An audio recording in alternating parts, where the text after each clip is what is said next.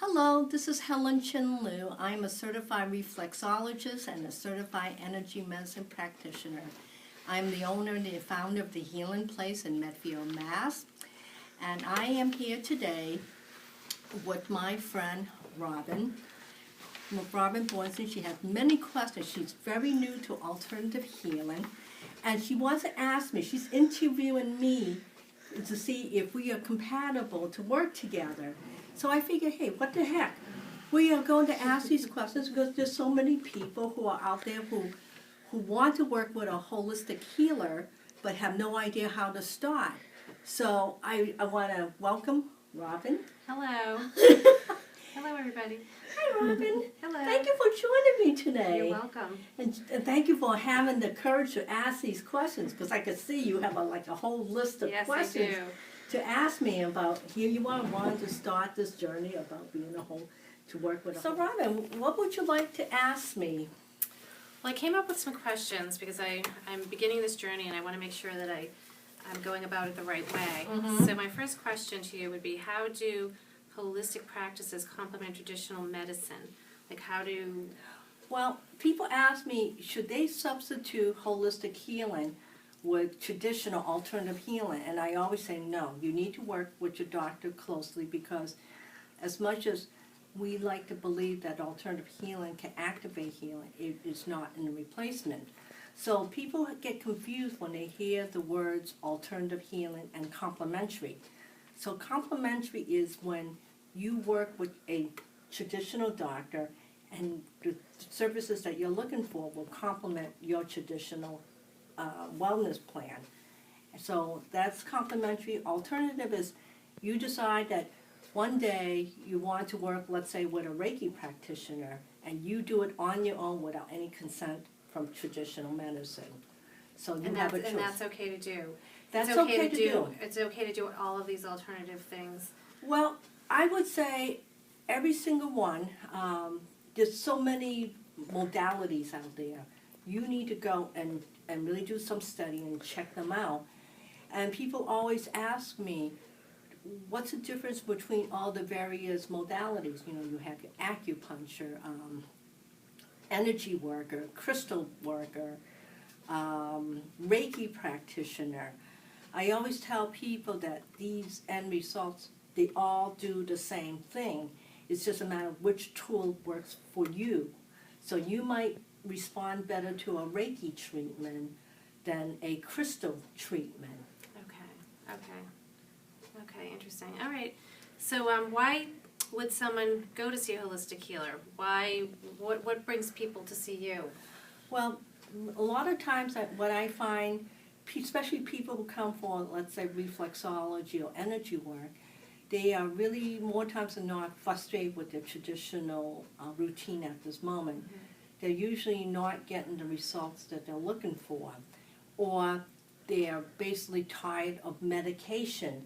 And so they're trying to be proactive in their healing work. So they'll start, especially now, you know, you could go on the internet and you could try this, try that, and try and find information.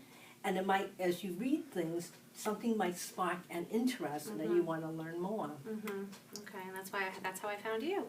I wanted to learn more about reflexology. Okay, so how does holistic healing work? Like once you start, how does it work? Or how does someone know that it's working for them? Well, one of the things about working with a holistic practitioner, they basically will teach you how to activate self-healing methods. Every single one of us, I don't care who you are, we all have the ability to heal within.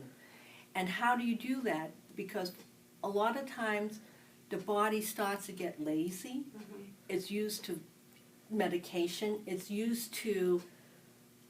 not out there to stretch its body to figure out how to heal on its own, especially for those people who are on a lot of med.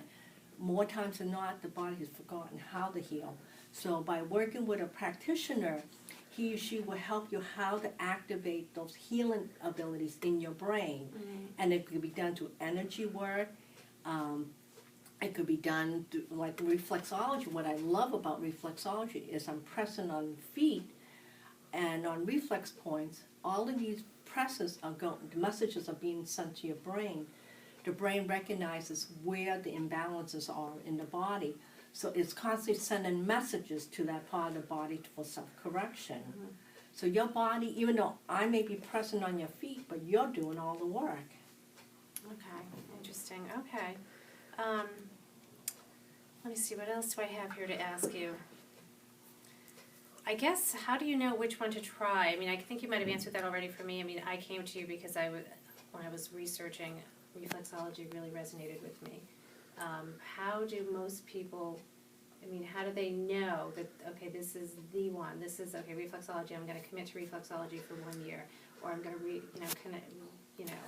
how does it work? Well, what I always suggest to people, do your research, pick up the phone, Mm-hmm. call and talk to the practitioner. Ask him or her questions about what do they do if they specialize in, let's say, if your stomach is really bothering you, and ask him or her what would they do to help to ease your stomach, and what practices, and how many sessions does it normally take. How should you feel from session to session so you know that there's an improvement. Especially, let's say, for example, if you have IBS, and if, for most IBS people, irritable bowel syndrome, you either go into the bathroom a lot or you're constipated. So when your body is starting to come back into balance and you have neither constipation or diarrhea, it's working. So it may, I have never seen anyone, as you mentioned, a year, that's a really long time. There are some people who will do it for that long, but I would say within maybe 4 to 5, maybe 6 sessions, you should see some results. And if you don't, this is where you either need to talk to the practitioner, and it might be a time to depart. Okay. And even though it's an investment of 6 sessions, but you won't know how your body will respond depending on how sensitive you are to energy work. Okay. Some people will react really quick. Some people might take a little longer. Mm-hmm. I wish it was a magic wand.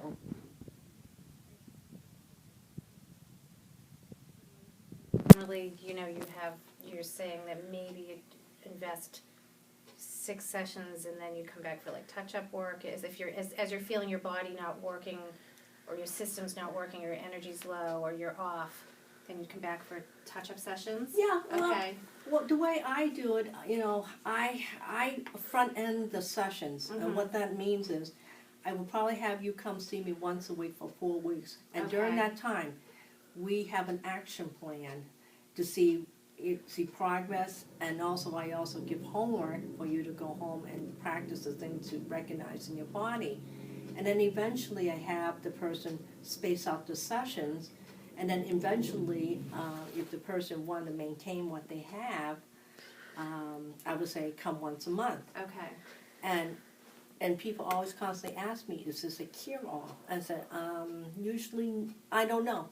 It varies from person to person. Some people maybe on maintenance come once a month, or Right. maybe every other month. Right, It all exactly. depends on where they are. Right, everybody's different. Yeah, everyone's different. Okay, and so I guess it's like another tool, a tool for your toolbox and to keep your body healthy. Yes. Yes, okay. And I love the fact that, there are people who are very aware at the importance of how to incorporate holistic practices, because like, a lot of times this could be preventative too. So I always say to people, give it a try. Okay. Excuse that phone ringing in the background. That's mine, sorry everybody. Sorry, everybody. Okay, so I guess the other thing is, when you're interviewing a holistic practitioner, what do you need to know? I mean, there's so many different practitioners out there. What's the most important thing to look for? Well, I would say most practitioners will offer a consultation, Okay. or I believe they should, because you need to call and develop some kind of relationship, because you want to know where this person's been, how to work with this person. So basically what I would recommend, calling them, set up, I don't know, anywhere from about 30 minutes to an hour, just to ask basic questions. So what I would suggest you ask is, if the practitioner has a specialty, because most practitioners would attract certain people, you want to know where they went to school, how many hours it took them to get their certification. Are they some practitioners are licensed with the state, because every single state has their own special requirement for licensing. You want to know how the practitioner is going to work with you and what can you expect for benefits. In other words, what are you going to get out of the sessions, and usually how many sessions will you see that in? And then ask, what do you have to do to help expedite the healing? And ask basically how big is their practice, how many years they've been doing this, and have they had even specialty training. Like, for example, even though I have a foot reflexology certificate, but I also have an ear, a hand, a pediatric, a digestive. I even have a canine one for dogs. Wow, that's fun. And I have a fertility. I mean, I've gone to extra schooling so I can learn more about how to work with people who come with those problems. Very good. Okay, that's good. That's great. I didn't know you did dogs. I should bring my dog over. I know. Everyone wants to bring their dog over, but I'm like, okay, how am I going to explain to my landlord about that dog line all the way out the door, Oh, my dog wouldn't sit anyway. Let's see. What can I expect from a treatment when I start? What's the I mean, is there something to expect the very first time? Well, I would say for most people, especially if their body is really stressed and tight and they're not feeling well, I always forewarn people. I always say, hey, listen, the only thing you need to do to follow up with the session is just to drink water, because you need to flush out toxins, but chances are going to be very good. You're going to be very, very tired. And the reason why is because if your body has been hyper-stressed for such a long time, as I'm pressing on the feet or hand, depending on what part of the body I'm working on, the body starts to relax. And sometimes what happens too, a person can feel even worse than when they came in, because what's happening, all the pain that's been hitting down in the body is coming to the surface. But usually I find within 2 sessions, all of those little minor pains go away. And the body's starting to recognize it's trying to work towards being balanced again. Okay. Let's see. And how much time do you need to invest in once you start with a new practitioner? Say you do reflexology, and then maybe you do Reiki, or maybe you do another energy medicine type of thing. Because I know that you're certified in all different kinds of energy work, so as well as reflexology. So if you're going to do one, how much time should you invest in, say, each, if you're going to give something a try, how much time should you give it? That's a fair question. The way I work with clients when they first start with me, I have them fill out an assessment form, because I need to understand what is going on in their body. So I evaluate and look at not only the health issues, but where are you energetically, how balanced you are feeling. Perhaps you're having some emotional issues that could that's causing the health. So I really, from our discussion, I would then develop I customize a plan to fit your needs. Okay. So depending on if you need, one of the things I do, I spend a lot of time educating people why energy gets blocked in the body. Because if you do not understand how the energy blockages get there, and how you feel the energy blockages, it always, more times than not, you'll feel it physically. So when someone comes in, for example, they have stomach issues. Usually stomach issue there's a lot of emotions that's caught in the stomach. And for women, it's about their family. Sometimes it's about work, and how to juggle all of those lives and all the responsibility to home with work. So as you're juggling, more times the emotions get caught in the belly. So basically what I'll have you think about is, how many balls are you juggling at once? And can you let go some of those tasks? and come back and find in time for you. So within, I would say, 2 sessions, we do a lot of discovery about who you are. And again, it's not any judgment on anybody else's part, it's just getting you to recognize what you do to yourself on a daily basis that you may not be conscious about. And then once you become conscious, then you start to recognize your personal patterns, and then hopefully the goal is to help you to undo, release some of the pressures and stresses Okay. of your And the life. self-sabotaging things that Yeah. we do as women. Of course Right, we right, do. exactly, Yeah. exactly. Okay, and what about the financial investment in self, in holistic healing? Like, how would you suggest going about, suggest, like, what is average, what is, what would be an investment for a client, a new client, or? Well, there's a lot of, the fees varies from Okay. person to person. People always ask, well, do insurance companies cover these charges?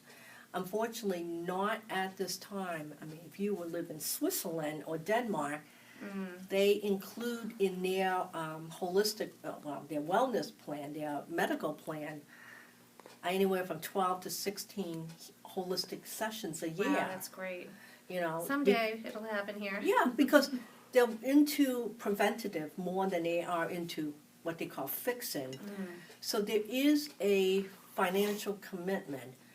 But I always tell people, if you compare, let's say if you're working with a holistic practitioner and he or she saves you 10 to 15 years of aggravation, Right. What- That's worth a lot, yes. that's how much is that worth to you? If I could help you to take shortcuts.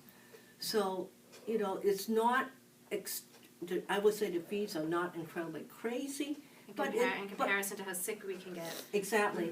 And then if you end up in the hospital and also your co-payment or your deductibles, I don't know, could be $3,000, $4,000, $5,000. $1,000, yeah. Holistic practices is nowhere close to that. Exactly.